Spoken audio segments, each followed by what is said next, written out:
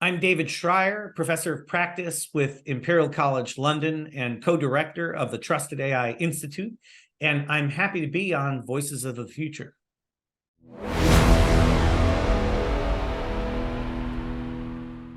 Today, we are absolutely delighted and privileged to have David Shrier, who is the professor of practice at Imperial College in London, one of my absolute favorite universities and institutions. He's also the CEO, MD of Visionary Future.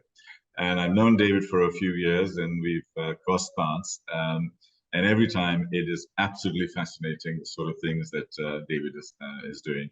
Not only is he a great thinker, but he also builds businesses, he builds organizations, and he brings his practical knowledge and entrepreneurial spirit and pulls it together and gives us a vision for the future. David, welcome. Thank you, Tariq. It's always a pleasure to spend time with old friends. And David, can you just introduce yourself from your words? I've said a few things from my side, but tell us your journey and what brings you as a professor of practice at Imperial. Absolutely. So I have always been fascinated with the question of how can we use technology to solve really big problems, like country scale problems or global problems. And so that led me on a very adventuresome career, which includes now spending part of my time in the world of academia at Imperial College London, the #6 university in the world. I'm a professor of AI and innovation in the business school there, and also lead our cross-college and, in fact, interinstitutional initiative, Trusted AI. And then the other part of my time, I spend building businesses and building new revenues. So I work with Global 2000 companies and governments, as well as startups, to create new things that go and try and solve problems in the world. So it's a fascinating experience because I get to both kind of study how innovation works and then go and do it. Yes, indeed. I know that AI and innovation has exploded at this point in time, and I know it may be slightly cliched, but like the steam engine and electricity, and now we have AI and actually moving towards generative AI. Do you think this is exaggerated or is this real? If anything, in some places I would argue it is understated. So for systemically important industries in the UAE and Dubai in particular, like financial services and fintech, AI is the story, right? Yeah. I just did a study this summer. I was working with the global investment bank Evercore, and we took a look at the impact of AI on the economy. And economists and financial analysts are perhaps the most vulnerable job category to AI disruption. Another big one are management consultants. I know that McKinsey and BCG and Bain all have big offices in Dubai, and all of those folks are subject to disruption. So, I think people may not fully appreciate the fact that we could see anywhere from 50 to 80% of current jobs change in the next 5 to 10 years due to AI. So on the plus side, there's the potential for 10% global GDP growth, $12 trillion US. But on the minus side, if you have that many people losing their jobs and trying to reskill, that's going to create tremendous disruption in many societies. The current narrative over the last 2 or 3 months, I saw 3 movies: Mission Impossible, then Art of Stone, and then more recently, about 2 days ago, a movie called Stealth. And the narrative is all the same. And then when I was watching, it was in London actually, at Leicester Square, I was watching Mission Impossible, and I'm saying, hang on, I've been talking about this for the last few years, and here it is. The AI is getting more sentient. It's got all the information. It's becoming omniscient in some ways. It has all the information, but the narrative is that it potentially can go rogue. And I think they're bringing back the human piece. About 5% of it needs to be human, which was in the Art of Stone, where the heart, the engine of AI was correct 95% of the time, but a bit dodgy the extra 5% of the time, which is where the humans come in. Where are you with this narrative? Because Mhm, obviously, mhm. um, Hollywood controls us and manages a lot of our thought processes. Well, so I guess we need to take that in parts, right? So on the one hand, we've had a fear of a human created technology, kind of attacking us and destroying us, going back for centuries, if not millennia. So you could look at Mary Shelley's Frankenstein in 1818 and say, well, that's the antecedent of the sort of fear mongering around AI. Or you could even go back further to the biblical era and say the golem is, sort of this Yes. clay figure that then attacks people.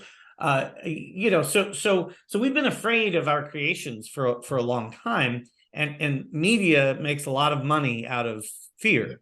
And so it doesn't shock me that we have now all of these movies coming out, but some of that fear is justified, and there are ways that we can address that.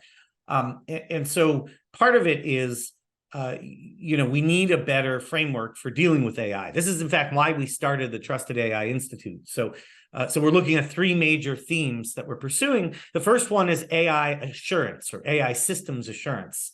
And assurance means making sure the AI does what it's supposed to and not what it's not supposed to, and making sure the AI is cyber secure and that your data is secure, because data is what powers AI. And so absolutely, we need to be thinking about making sure these things do the right thing. The other two pillars are workforce of the future, so that the theme I was mentioning earlier of what do we do if 50% of people need to be reskilled. And the last one, though, is the one that I think gets downplayed in a lot of Hollywood adventures, which is AI for humanity, right? And so AI has the potential to help address some of humanity's biggest problems, whether that be human longevity or cancer, or climate. So I like to remind people that one of the four major COVID vaccines was discovered by AI. It's interesting you're saying that in terms of that we need to be looking at a new direction in terms of how people will manage and control. But we have two human emotions, and one is greed, and the other is power.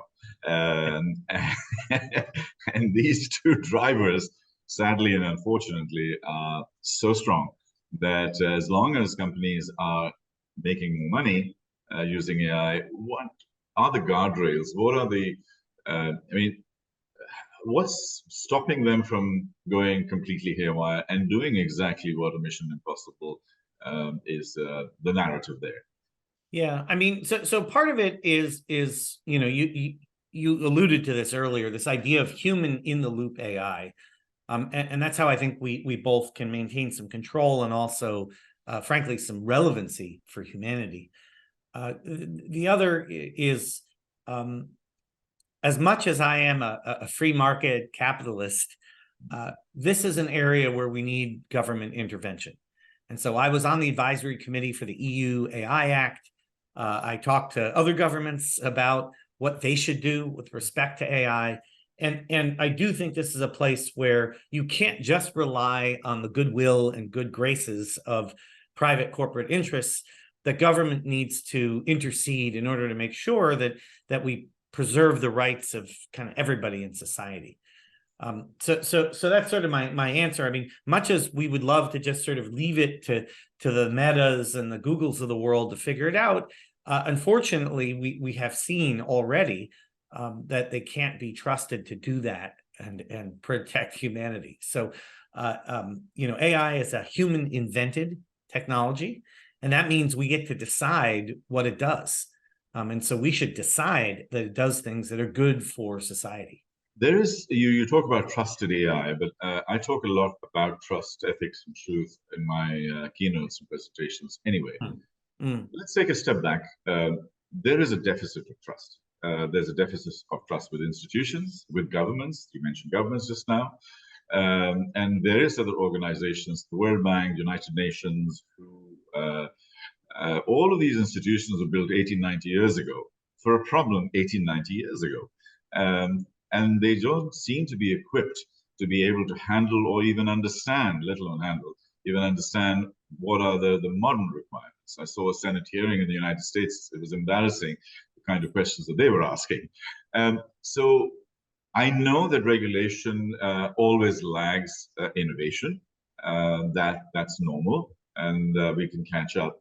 But are we conscious enough, ready enough, aware enough, vigilant enough, or are we just happy going out there making money? I think we definitely need more AI literacy, and we absolutely need more AI capacity building in government.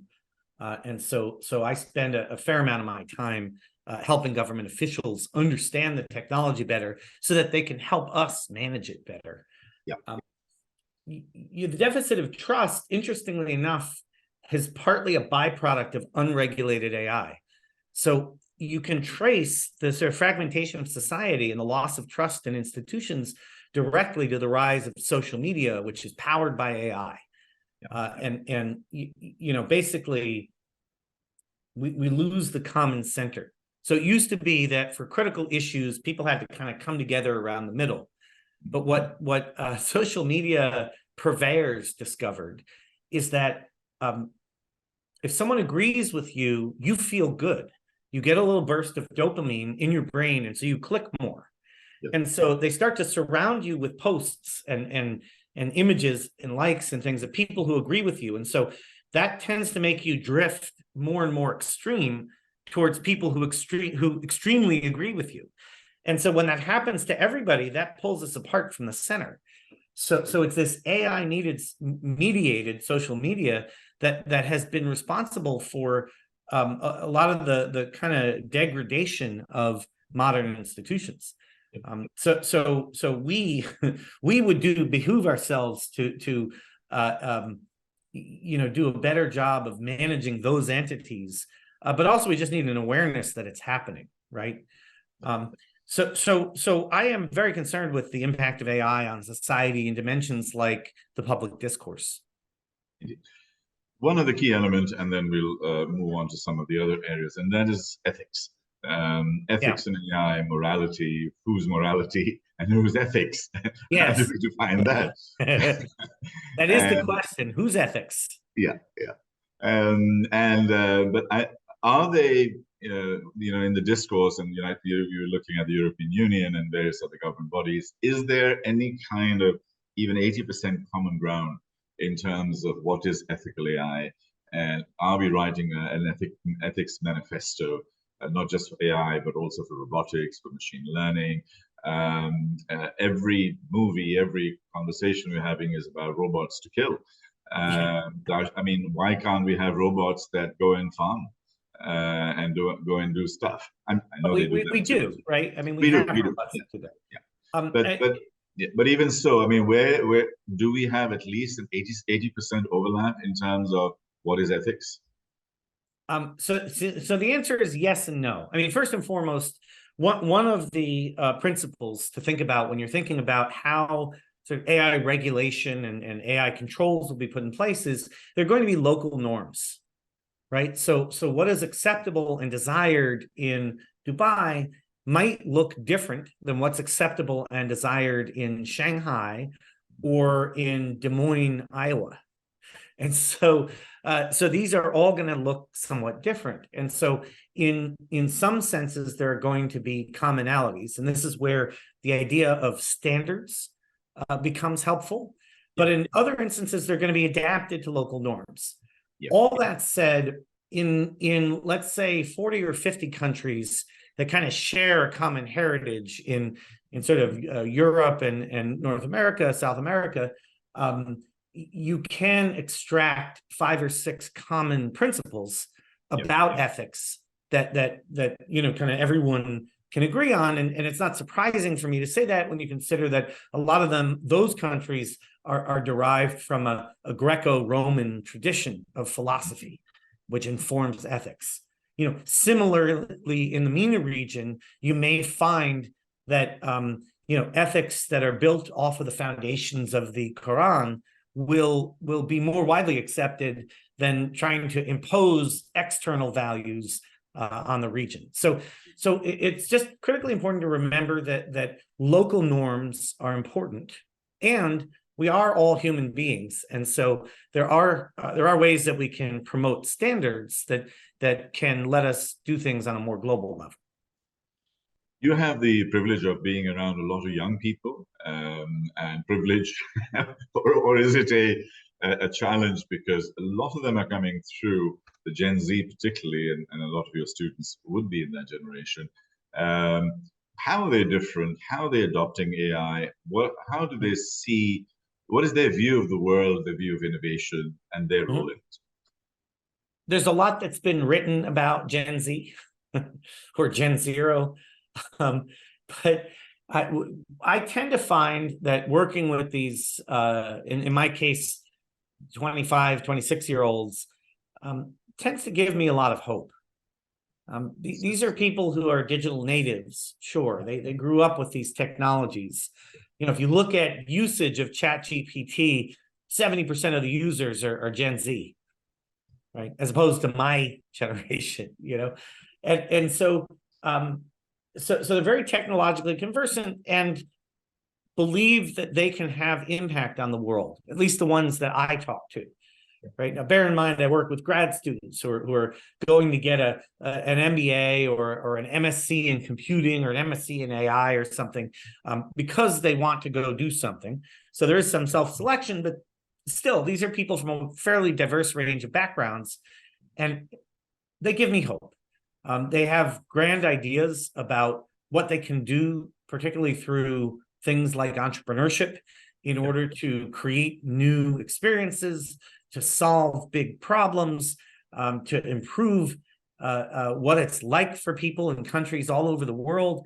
So I really enjoy the experience, and I think that this generation is going to do some amazing things. I'm glad you're saying that, because I am also quite positive. But there's one key element that I'd like to get your context and insight on. I have a 24-year-old business analyst project manager in my team who is brilliant and can think really rapidly with ChatGPT and so on. So he did some work for me, which I was struggling the previous day, and then I came in and he sorted it out within an hour. And it all looked really good, and lots of nice words, and the vocabulary was good and so on. And I said to him, what does this actually mean?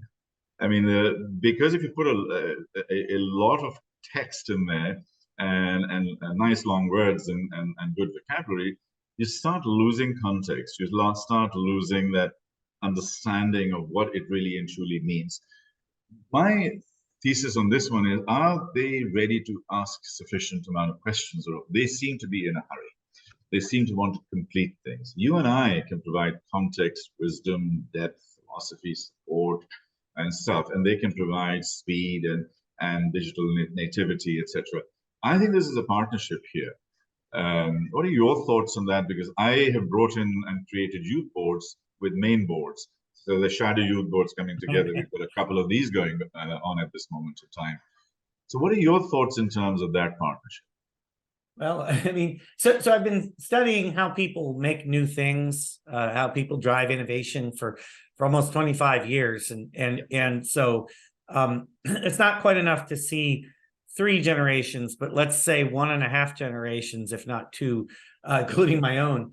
So millennials, so Gen X, millennials, and Gen Z, and the young generation is always in a hurry and superficial.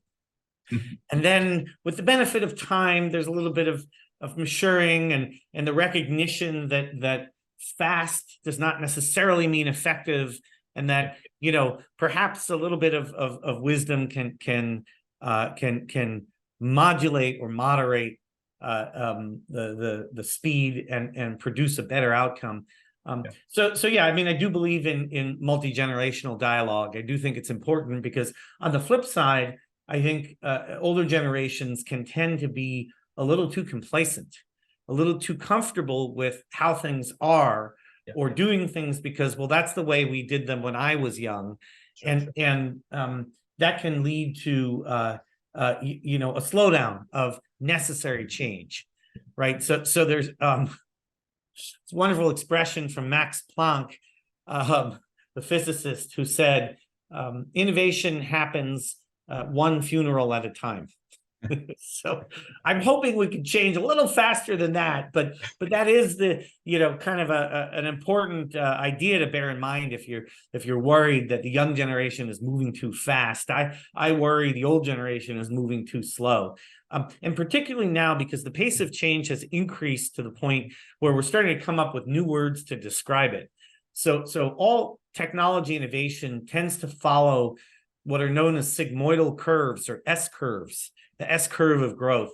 And so if you look at the tech adoption curves for anything from the television to mobile internet, it tends to describe this, sort of S-shaped curve.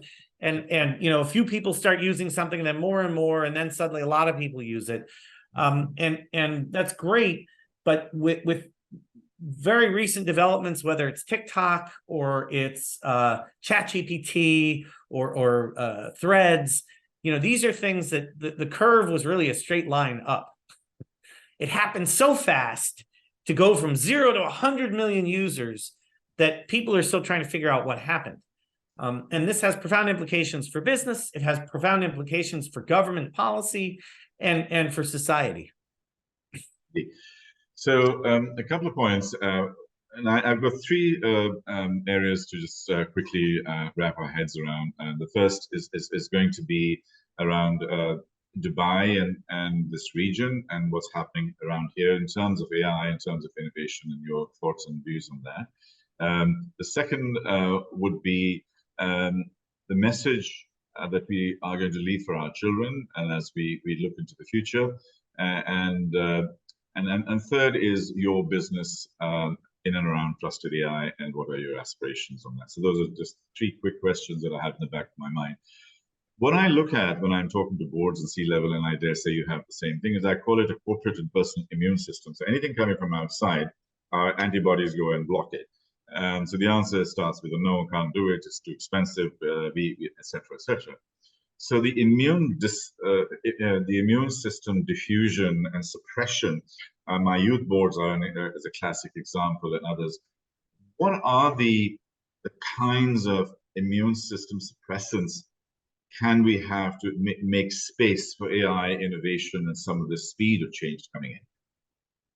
Yeah, so I've been reading a wonderful book lately called The Human Element, which talks about fuel and friction when adopting new ideas. So fuel would be me telling you that AI is going to make your life easier, or it'll let you do things you couldn't do before, or it'll grow the economy or whatever. And friction would be all the reasons that you'd give me why it's too hard to understand, and you don't know where to get started, and your board will never let you do it, and whatever objections you may come up with. And so it's often friction that stops things from happening rather than a lack of fuel. And so then the question becomes, how can you reduce friction? And so that varies by circumstance, but that's really where I think people need to spend a little more time. How can we make it a little easier to accept this new thing rather than selling people on the benefits? So that would be sort of my first provocation on the question. As for future generations, well, I have, as you know, 2 children. My oldest is now going to university next fall. And in general, a lot of my friends are asking me, what should my children study in the future of AI? And usually I tell them not AI programming, right? These things are largely going to be programming themselves. I'm oversimplifying. We're still going to have people who need to understand computers 10 or 20 years from now, but many fewer of them. It's not as lucrative or assured a profession as it would have been 20 years ago. But on the other hand, like my oldest child wants to go into health, into medicine. I think 20 years from now, we're still going to want to have a human doctor interacting with us, particularly primary care. And that's what Julia, my oldest, wants to go do. So my son, Henry, is interested in mechanical engineering, and that is a field that, or biomedical engineering, sorry, or chemical. Those are fields that definitely are going to be impacted by AI. And so it's sort of an interesting question. He's certainly going to need to learn to be conversant in artificial intelligence if he's going to be a biomedical engineer although there may still be people somehow involved in that field. And then, kind of on your last question around trusted AI, we want to create a better future by both assuring and opening up safe and responsible AI. And so the way that we're doing this is we've assembled over 3,000 researchers. So we anticipate that corporates or governments that collaborate with us are going to access the top minds from MIT, from Imperial College, from Oxford, from Harvard, from University of Edinburgh, and we have other universities who are lined up and ready to join us in this journey. And we're working on these really big themes of AI assurance and workforce of the future and AI for humanity. And we're building an open source workbench. So this is going to be software and code. It's going to be policies. It's going to be corporate governance documents, but a lot of resources for people on what to do and where to get started. And then we're going to have people helping teach them how to use it. So our CTO, our Chief Technical Officer, will teach your CTO how to use the open source code so you can implement trusted AI in your organization. Which nicely dovetails into my question. I'm doing this session from Dubai. We have a Minister of AI, we have ministry, we have the Future Foundation, and we're doing several things in and around it. What is your view in terms of some of the initiatives here? How are you participating in them, if at all? And how can we help facilitate bringing something amazing like trusted AI and integrate with the local environment? Yeah, so to answer your question, I previously have done quite a bit of work in the region, including with the government of Dubai, and for example, helping with the National Digital Identity Project and some other efforts to apply advanced technology to the region. I have not been in as close contact recently, so maybe it's time to revive those conversations. I do think there's a tremendous opportunity for Dubai to demonstrate leadership in the region around this topic, even more so than it already is through having a minister for AI and having investment in advanced technology. So we definitely would love to have a dialogue and get Dubai involved. Indeed, and in involving them or involving the region, and I look at a wider region from sort of India, Pakistan on the one hand, so to Turkey, Morocco, and basically the MENA region, MENA plus. What kind of programs do you have? Is it like a 2-day program, or is it like an open environment? Is it hybrid? Just give me a feel of what it looks like. Yeah, well, it's not primarily an educational program. That's kind of the output. First, we have to come up with the ideas. So what this focuses on, Trusted AI is focused on translational research. This means research and technologies that are somewhere between 0 and 2 years from being commercializable, being something that you could turn into a business or a government initiative. And so we want to make sure that we're focused on the right problems. So there's dialogue up front to identify problem spaces that are interesting for, in this instance, the government of Dubai or the companies locale in the region. Secondly, we do the work. We bring the best minds from an Imperial College or an MIT to work on those problems. And then thirdly, we need to disseminate the results of that work and turn it into something. So a predecessor initiative that I helped start 10 years ago, on the one hand, was responsible for the personal data framework that the European Commission is now using to help 450 million people. And on the other hand, a commercial spin-out from Fidelity that now helps manage 350 million financial accounts. So 800 million people helped through this initiative, translating technology research from major university into real-world impact. And so we're taking that same model and bringing it to trusted AI. What are the big questions you're asking with trusted AI? Is it climate? Is it change the future of work? What are the big challenges of the world that we're trying to solve? Yeah, I mean, the short answer is it's everything, right? So right, we are looking writ large at a huge array of topics. I can give you a few examples. So managing AI risk to safeguard both security and societal impact, promoting inclusion, financial inclusion, for example, using AI, mitigating algorithmic bias, expanding entrepreneurial innovation, improving public infrastructure and transportation, helping with water and food security. These are just a few examples of what we can deliver on. And so we have, under those three broad themes of assurance, workforce, and humanity, we have 6 work streams. So that covers things like automating and auditing values, verticalization, which is applying AI to specific domains like health or finance, securing systems, providing insight into change, developing new ways to work, learn, and live, and then finally, enlightened policy, law, and government.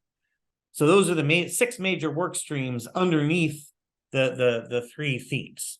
Yeah, that's amazing. One of the key things that I talk about, the other side of all of the technologies and policy that you're talking about, is to how to become more human. And so love, intuition, creativity, imagination, spirit, judgment, heart, soul, spirit, and mental health issues that we are seeing, and so on. And don't you think, or let me not put words in your mouth, but is it at least just as important, if not more important, to understand the human aspects of the future as much as the technology aspects of the future? Because I see technology like AI like a horse. It's bigger than me, stronger than me, faster than me, but I need to find a way to learn how to ride it. And as long as I can do that with empathy, with love, with kindness, with generosity, with all of those elements, perhaps we have a good, responsible, and a great future in front of us. What sort of focus do we need to have on the human aspects? Your daughter, Julia, is going into the health side. What is the philosophy and the ethics and the humanity part of health? She will do the tech part, but she will also need to have the human part, the empathy part, the values part. How do we infuse that? Yeah, I mean, it's important to remember. So when we're looking at AI jobs disruption, for example, it's disrupting technical and mathematical and analytical roles. The things that AI is are bad at, include things like empathy and teamwork and collaboration. And so when we went to school, we called those the soft skills, right? It turns out the soft skills are really, really important, particularly now in this kind of post-AI era. And so we want to lean into that further, and better understand how we can engage our most human characteristics, because that's what's going to keep us relevant in the coming years. Yeah.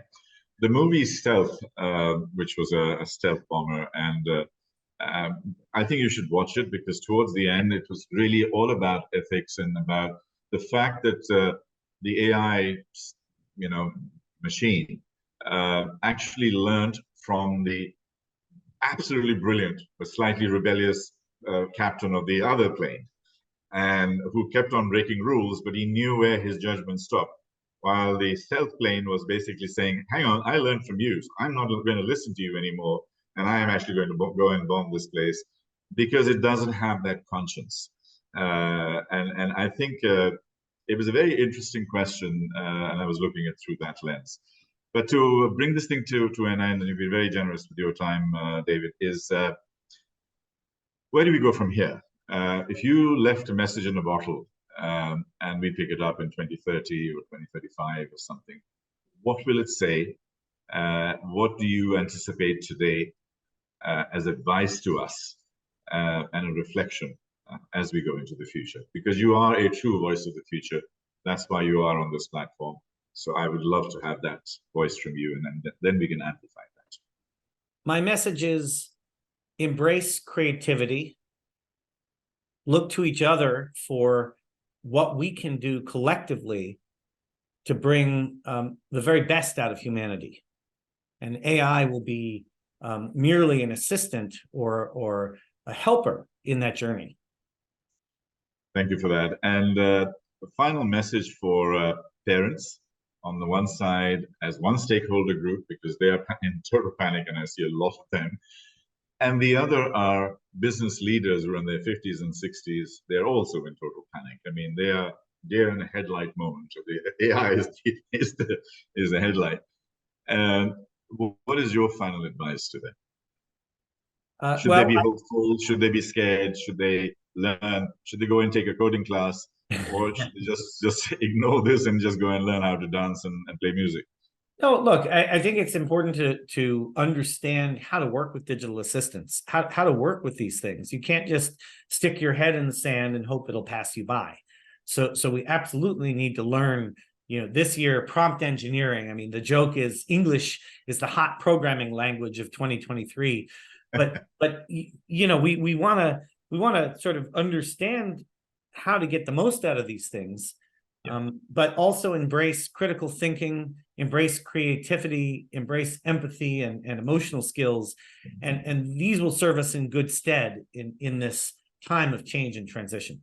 Is there anything I may have missed, David, that you'd like to have a quick comment on? My new book, Basic AI, comes out in January, a human guide to artificial intelligence.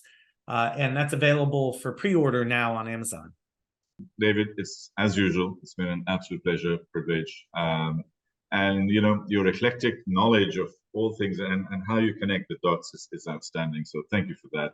Thank you very much. We're grateful for your energy, for your insights, for your contribution to academia, to business. We're very, very grateful indeed for people like you. You are the people we learn, at the feet of, the professors of the world and professors of the future. Thank you. Thank you very much indeed.